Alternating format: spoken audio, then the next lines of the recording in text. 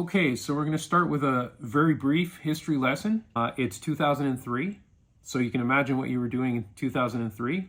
Apple was opening the iTunes store, and Logitech had the idea of doing a mouse specifically for people who use notebook computers. Now, prior to this mouse, what you would do is it would have a receiver that it came with, and the receiver was a little box almost as big as the mouse that you would plug in to your desktop computer. The idea behind this one is that instead of having a little box that you plug in, you'd have what they call the micro receiver, where there's no longer a cable attached to it. The whole thing is one piece, roughly the size of a flash drive. At the time, they even said no bigger than a flash drive, so this was considered small. Instead of using the trackpad on your laptop, which on PCs the trackpads weren't very good, the mice were much better, you would carry this along in your bag or briefcase with everything in the pouch, and then you'd plug this in to your notebook when you wanted to use the mouse. And then when you're done, you unplug it and put it back inside the pouch. You wouldn't want to leave it plugged in, because if you're putting your notebook in your laptop bag, you don't want this thing hanging off. It won't work. It'll snap off. It just, you need to unplug it, basically. But the concept was sound, and it sold very well. So the following year, they came out with their second attempt, which is that one. And this one is an improvement over the original one, because it now has a place to store the receiver. And it also, when you open it, the mouse is a little higher, so it's more comfortable. And you'll notice that the receiver's gotten smaller. So you still have to unplug it, but it's less to carry around, and there's a spot to store it when you're carrying it around. So that did very well. So their next attempt 2 years later was this one, the VX Revolution, and bigger but more ergonomic, super comfortable mouse. It was very, very successful for them. And again, the same concept of having a place to store the receiver, and you'll notice the receiver's gotten smaller.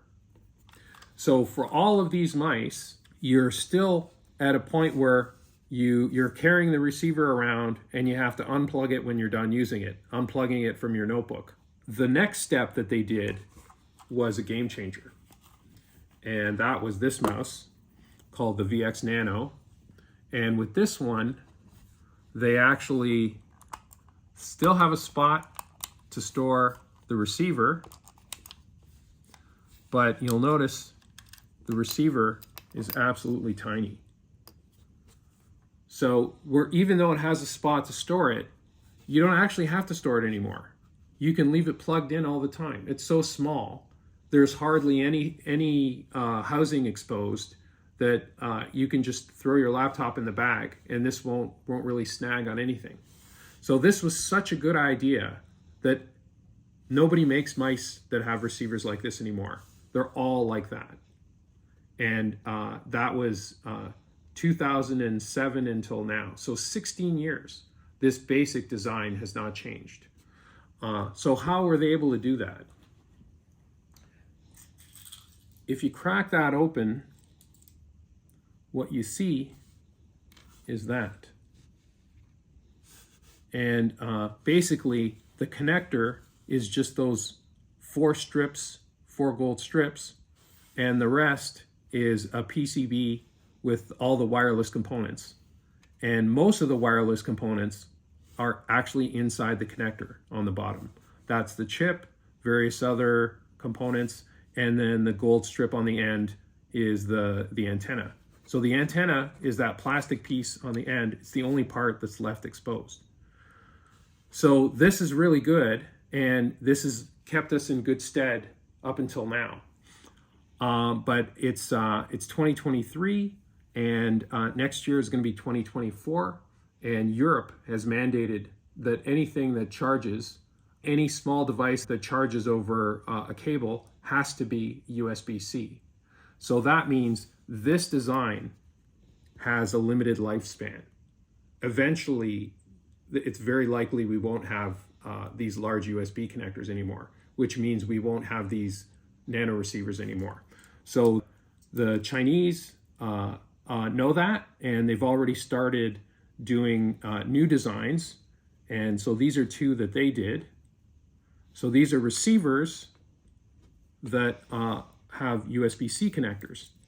And what you'll notice is all that progress that we had from here to there is now gone, because the USB-C receiver is so small that there's no room to put components. They all have to be on the outside. So essentially what you have is that. That's essentially what you're looking at. So we don't have a nano receiver anymore. We're back to unplugging when we're done and plugging it in when we want to use it, and it's not good.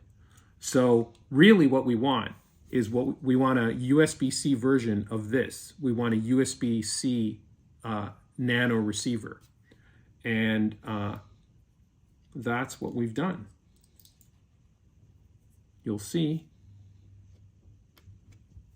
that's our USB-C nano receiver. It's even smaller than the original nano receiver for USB, even though all the components are on the outside.